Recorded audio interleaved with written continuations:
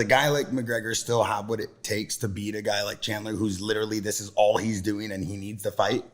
I think it's the right fight for McGregor. Really? You know, I think that Chandler's going to fight him the way he fights. He likes to go guns a-blazing and throw power and get hit with power. And I'd say that I think McGregor's probably got the better chin. He's got a better reach. I think he's probably the better striker. If I was Chandler, I'd be smart and take his ass down. You know what I mean? But he's not going to. He's a fan favorite, and I love him for that as well too. He's going to go guns a-blazing. He's going to be the when he fights Justin Gaethje, he fights these guys like. You know, he loves taking them. There's some upper opportunities where he can win the fight, but he's like, fuck it, let's go. And that's why he's promotable. But I think it's the right fight for McGregor. I still think, don't get me wrong, I don't know who'd win the fight, but I still think it's a good chance for him to, against a top tier athlete, to get his name back on top, you know? I'll say, if I had to bet, which I really don't do often, I would put money on Chandler because I just feel like McGregor's he's just not there. I just don't feel like his mind is no there. passion. I just, like you said, he got $500 million. Like Probably more. Why is he even still doing the Ultimate Fighter? Because him and Dana probably be really tight, you know. I don't know if I had $500 million in the bank, what would I be doing? What you might want to fight even more. You might be so bored, right? Yeah, you might be so bored after a year or two off. And, you know, I think money, obviously, a certain amount of money, you can do anything, right? And so when you get to that point, nothing's exciting. You lose that adrenaline rush to anything. It's like draining your gland. It's like a drug addict or an alcoholic. Like they eventually get to a point where it's just numb. That's a really good point because I've lived my life just redlined in adrenaline and crazy shit. And if I wasn't so in deep with building these companies out right now and like it taking up so much of my time, I would need some sort of fix. And I'm lucky that I got addicted to something that's healthy for me because otherwise I think I probably would have been an alcoholic. I would have been getting into drugs. Like I need that form of adrenaline. I need like that. Like the everyday life of just sitting on the couch is just not for me. You have an addictive personality? Very addictive, yeah. When I get in, if it's my diet, if it's my working out schedule, I mean, after my fights, if I'm going to drink, I'm going to drink. I'm going to black out. You know, it's like. Let him flipping like big, like 300-pound tires up a hill. Just functional strength, huh? I've never seen. Is that what it is? I've never seen it. Where do you get that from? Because obviously you're not the biggest dude. You're not like 6'6" like this dude. How tall are you? 6'6"? No, I wish. I think it's wrestling. I really do believe the strength I came from is just wrestling my entire life. Wrestling since I was 8 years old, and being in that sport developed such a core strength that you can't trade. And then just working out since I've been 8 years old. You know, and just doing it the right way with the right coach. And when Rampage came in, we'd already been working out with Sam for like 3-4 years. So like at least me wasn't working out a lot longer than that. So we had a head start on him, right? But the functional training the right way. You know, you gotta be strong when you're off balance. That's why we do a lot of the Bosu ball training. We do a lot of foot. Like what Sam does, it's really smart. Is he'll crush us. Like for our warm up is the hardest thing you've ever done in your life. Like you'll be like you get done with the warm up and you're like, all right, man, good practice. It's like, no, it's just a warm up. Like we crush us on the bike. We did 300 watt intervals for like a fucking half hour, and now we lift weights.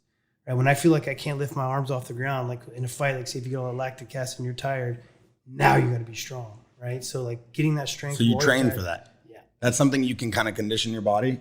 Yeah, you could. I mean, you can train all forms of your so the same way you train your body to get in shape aerobically. Like your aerobic base is very important, but then you got your anaerobic base, you got your lactic threshold base. Like there's that's the hardest thing about MMA. Not like these other sports where you're playing a game. Like we have so many energy systems we have to hit. Like we don't like, so you need to be explosive and powerful, but at the same time, you got to last 25 minutes, right? And then you got to be able to push yourself into this red zone that's called lactic threshold to where you go until your body fails, and you got to do a quick recovery so you can continue to keep going. As well as I got to run 2 or 3 times a week as well too to keep my aerobic base solid. Like it's very, if once you get to the tip top, man, and now this is how well the sport's coming, it's very scientific. I'm gonna tell you, training with Coach Kyle fucked up my sex life. Because that training was so hard, I didn't want to smash before. Who are your 3 favorite fighters of all time? George St. Pierre, just because of him being a legend, the way that he like took the sport, and like I think the first of his kind to be a like full blown legitimate like professional with his diet, with his workout schedule. Like he's doing gymnastics, he's like doing all this shit and like outside the box stuff that a lot of other guys don't do. So that was like a guy that I kind of like set myself to. I was like, if if I'm going to do it, I'm going to do it right. And that's how he's doing it. I like Nick Diaz. I like them both, but I like Nick Diaz. Sorry, because he was just, I grew up an hour from where he's from, him and Nate. And then he was always just so real. You could tell that he would get uncomfortable, right? But that, like, he never had to act who he was. He was just, that was who he was. And he was like so real, such a gangster, would like call guys in. It was like, that's one of my all-time favorites just because of that.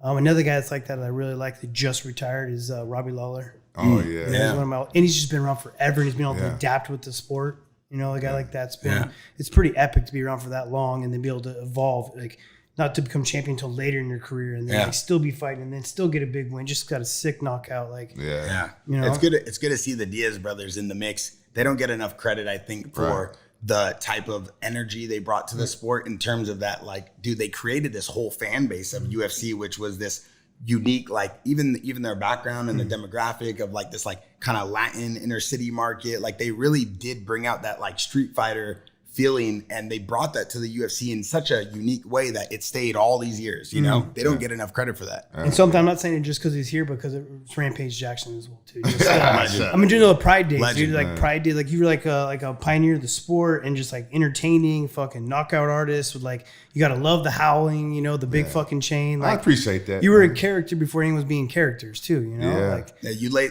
the for sure the groundwork on how MMA fighters should be characters. Because I just can't do nothing boring. I'm sorry. I had to really deal with it. Like all my fights in the UFC until I fought Dominic Cruz were just like, hey, what's up, man? Nice to meet you. Respect. I get all the good stuff. And then I fought Dominic Cruz, and he'd been privy to the sport. He's like, you know, he's a smart man. Yeah. And he just talked mad shit and just pissed me off the whole fight camp. We had to do like face-to-faces with each other, like a lot of promotion. And he pissed me off so bad. I remember fighting that fight. Lost a split decision that I don't agree with, but I remember fighting that fight the whole time, so fucking angry, trying to knock him out, that it like threw me off my game. To where if I would have been level-headed, like the 4th and 5th round, I almost fucking finished him because I was like finally like calmed down. I finally was like, all right, I need to kick his legs. I need to counter him more. I was chasing him. I'm like chasing, throwing punches. He's dipping and diving, and I'm not able to hit him. Calm down the 4th and 5th round. I almost finished him. If I would have done that from the beginning, if I'd have been level-headed, I would have been a walk in the park. Yeah, I saw now with you and Uriah, you and Cody, or is it still? That bridge got burned. You know what I mean? Like that shit was personal, and they fucking tried coming at me hard. Like all for the thing that I got kicked out of a fucking gym because I was training with Dwayne Ludwig. They made me make a choice. It's either Team Alpha Male or Dwayne Ludwig. It's like, motherfuckers, this is my life. You know what I mean? Like you're making me choose. Like you guys are girlfriends or something. So they made me choose a team, and then I chose Dwayne, and then they just like fucking attacked me with it. I understand it's like promoting a fight, but it got too personal, so I haven't talked to those guys ever since. You think that bridge will ever be, you know, mended and kind of brought back? Yeah, I mean, it has a possibility to. I don't know. We'll see. I mean, if you'd asked me that a couple of years ago, I said no, fuck no. But I think no matter what, like, there's no point of me holding on to animosity. It's gonna do nothing. Yeah. Like, there's nothing in it. No matter who you like hate, whatever it is, like.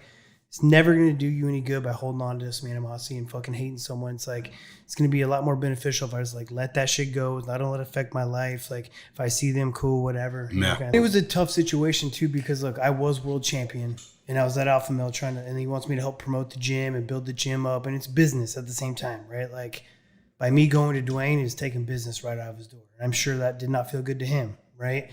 But when I look at it, this is my life and I'm the world champion and I want to do whatever's best for me and my family at the time. It's like how you give me an ultimatum, you know, like how you make me choose my coach over my team. And it's bullshit that I got put into that situation, but I can see it from his side as well too. And look, man, I'm not the easiest guy to do. When you start getting into competition stuff and in practice, I'm a rough guy. I go hard. Like I'm not the easiest guy to probably get along with though either. You know what I mean? Like outside we're cool, whatever. But you want to win. You're a competitor. Nothing wrong with that. Yeah, nothing wrong with that. Hey, thank you for coming and kicking it with us, man. It's good to see you. Of course, hey, always good to see you, man. Always put a smile on my face. It's amazing, bro. Thank you. Of course. Can't wait to see you in there again. Yeah, let's do it.